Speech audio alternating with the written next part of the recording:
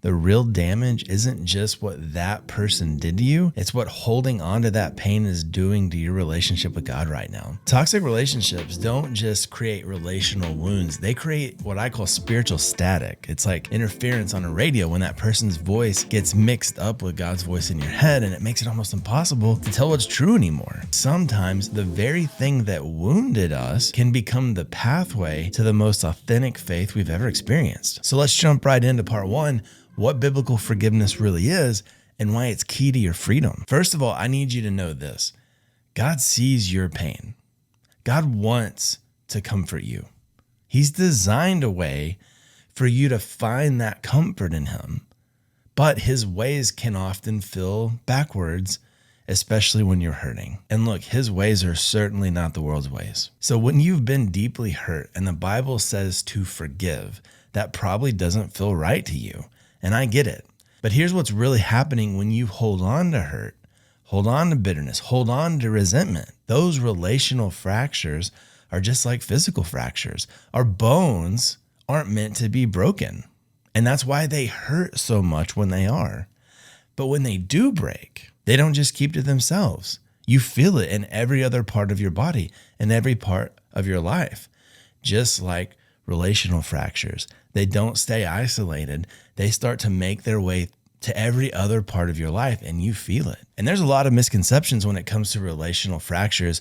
One specifically is that anger somehow gives you control, that it somehow makes you feel empowered when it comes to this relationship with this person that hurt you. But bitterness and resentment are more like infections in your soul. They rot from the inside out, affecting everything else about you, including your relationship with God.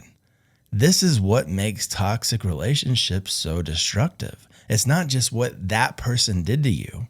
It's what that pain starts doing inside of you and how it starts affecting your relationship with God. And God doesn't want that for you. He wants to heal and restore you fully. That's why scripture says, get rid of all bitterness, rage, and anger, brawling and slander, along with every form of malice. I don't know if you've experienced this too, but this is why you don't leave old spinach in your crisper drawer in your refrigerator to just rot, because it's going to taint everything else. It's going to make everything else in your refrigerator smell horrible. It's going to make the rest of your house smell horrible. You don't leave it in there. You get it out of the refrigerator. You get it out of your house. And it's the same with bitterness. You don't let it fester in your heart. But how? The next verse tells us. It says, be kind and compassionate to one another, forgiving one another. Now look, I get it. If you're thinking kind and compassionate, are you kidding me, Josh? I've been deeply hurt. Look, I hear you. This feels impossible, largely because it is. In your own strength, this is impossible. But here's the thing. God never relies on your willpower or your strength really for anything, especially forgiveness. And ultimately, forgiving someone isn't really about the other person, okay? It's about your heart and your relationship with God. This is something that most people get wrong about forgiveness, especially biblical forgiveness, and why so many Jesus followers stay stuck in pain for years. The secret isn't trying harder to forgive. It's in understanding what forgiveness actually is according to Scripture, and it might surprise you. There's a biblical framework for forgiveness, and at the end of the day, this is about your relationships. This is your toxic relationship that you're trying to heal from. This is your relationship with God. This is up to you to own it. The Bible gives us incredible frameworks for how to navigate that. The way that God created the world, the way that sin broke the world. That's what we're talking about ultimately when we talk about these toxic relationships. And so when it comes to forgiveness, there are ways that God has designed it to work. Yes, forgiveness is how you get rid of this toxicity, but you don't get to pick what forgiveness looks like. Biblical forgiveness, which is God's design that actually heals your heart and draws you back to him, it looks very specific. partly because it starts with the fact that God sent Jesus to die for you so that you could be forgiven first for your sins against God, and through Jesus be reconnected with him in a loving relationship. Now that's called grace, and God's grace can soften even the hardest of hearts. And it's why scripture doesn't just say forgive, it says be kind and compassionate to one another, forgiving each other just as in Christ God forgave you. And maybe even before we get deeper into this whole toxic relationship thing, you're like, well, what is a relationship with God? What does that look like? If you want to understand more about cultivating your unique relationship with God, you can click this link and check out this previous video that I've got listed for you. I think it's going to really help because ultimately this is about your relationship with God. It's up to you to understand how all of this works and then to guard it the best that you can. That's why forgiveness is so important, not because they deserve it. Not because that person who hurt you deserves it, but because it's what your soul needs. It's because it's the way that God has designed this for you to know him and experience his love. And then other people can experience his love through you in ways that only he can do. I mean, it's incredible, but that's why this is so important. Forgiveness is a really powerful piece of the gospel narrative. So how do you actually forgive? I want to look at a biblical case study with one of my favorite characters in the Bible, King David. So here's 3 powerful biblical truths that we can learn about forgiveness when we look at King David. First of all, go to God when you're hurt. When you're hurt, the best thing that you can do right out of the gate, or anytime you remember to do it, or ongoingly so, is go to God when you're hurt. David cries out to God all the time in the Psalms. Like, listen to this. Listen to my prayer, O God. Do not ignore my cry for help. Please listen and answer me, for I am overwhelmed by my troubles. My heart pounds in my chest. The terror of death assaults me. That's crying out to God. He is literally pleading from the depths of the pain in his heart, crying out to God, telling him how he's overwhelmed. He's even describing the physical things that he's feeling. My heart pounds in my chest. The terror of death assaults me. Go to God.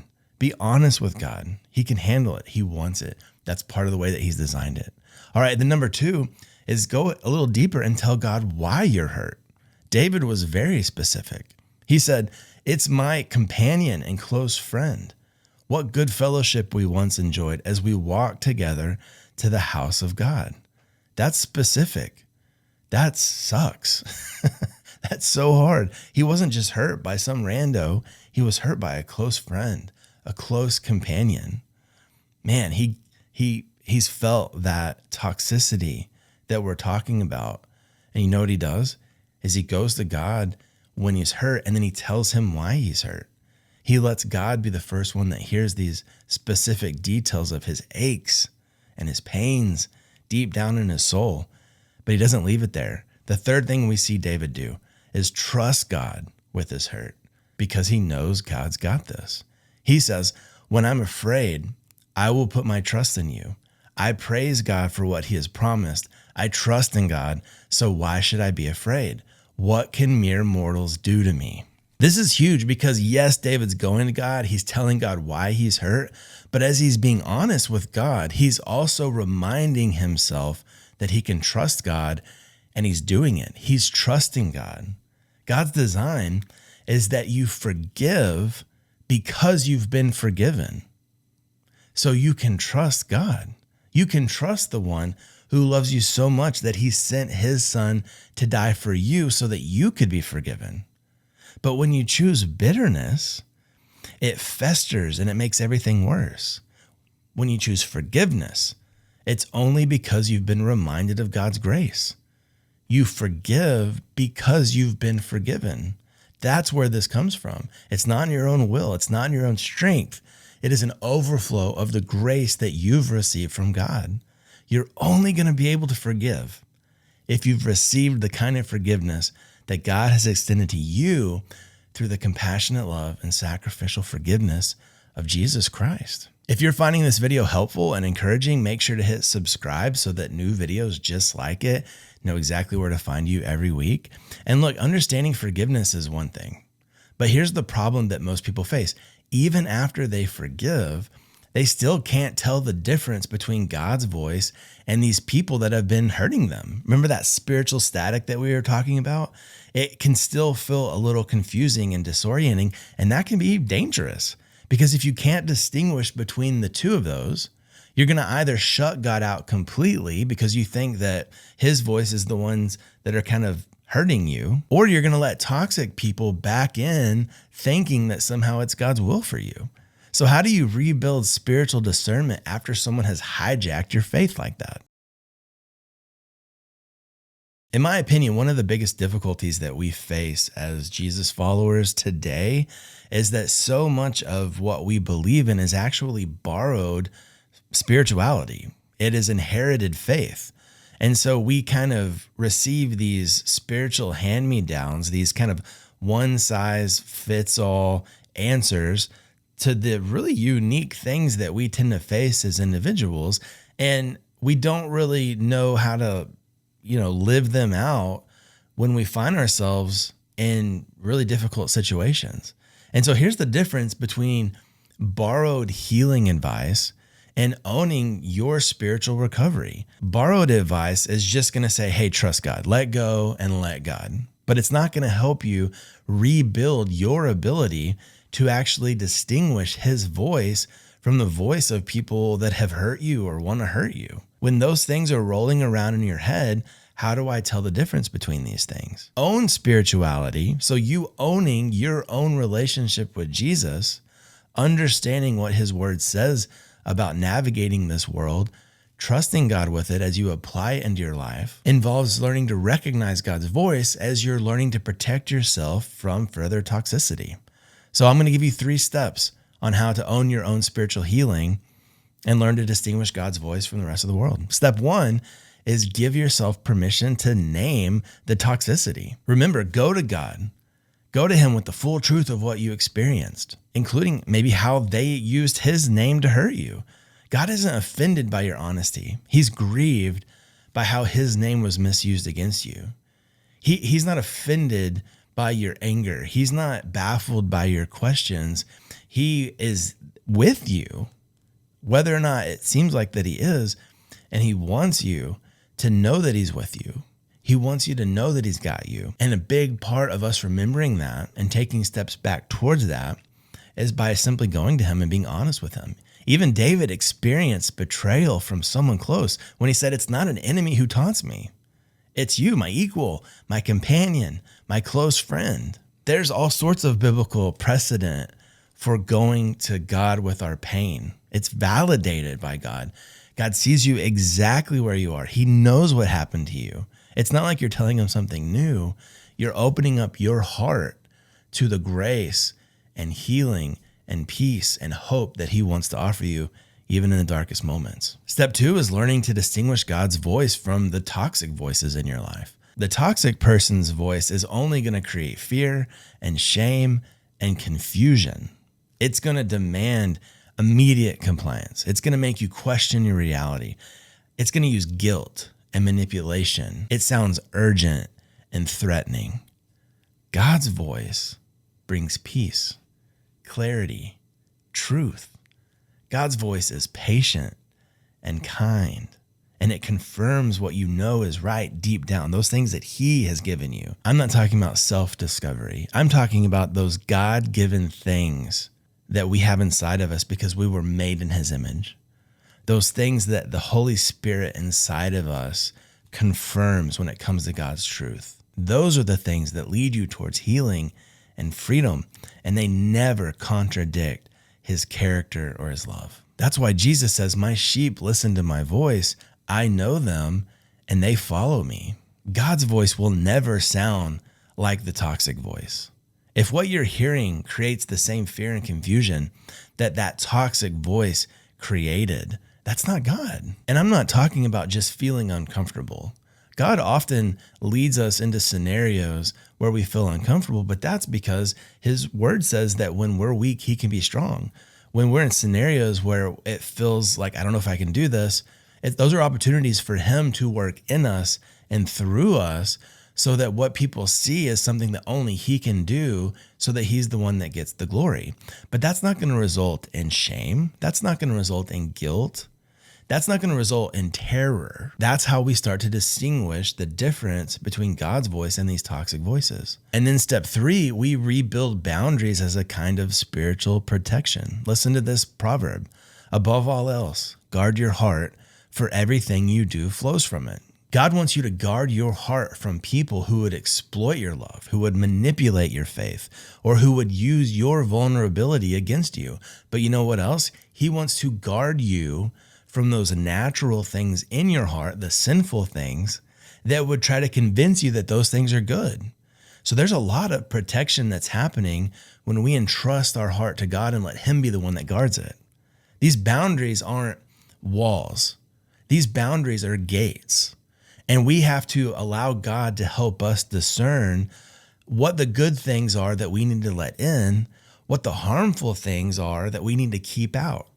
That's a skill that he helps us develop spiritually, but it only comes as we grow in knowing his word and then trusting him with it on a daily basis. This is how we heal from spiritual toxicity. This is how we learn to trust God and discern between his voice and the voice of those who would want to hurt us. And it's why understanding biblical forgiveness is so important, because otherwise you're going to feel like you have to choose between something like forgiveness and protection. But that's not the case. Biblical forgiveness involves protecting yourself, because it's not ultimately about just water under the bridge or pretending like nothing ever happened. It's about understanding the way that God has designed healing in your heart when somebody hurts you. You don't have to choose between loving others and taking care of yourself. You definitely don't have to let someone keep hurting you in Jesus' name. God's design for healing includes both spiritual restoration and practical wisdom. He wants your heart healed, but he also wants your discernment to grow strong. The greatest spiritual damage from toxic relationships is that it changes how you view God. And that has a way of making you think differently about how you think God views you. And that can be exhausting, especially if you feel like you're the only one struggling with your faith, or like everyone else has this Jesus thing figured out except you. And so in the next video, we're going to talk about 3 key components to your unique relationship with Jesus. Check it out, and I'll see you there.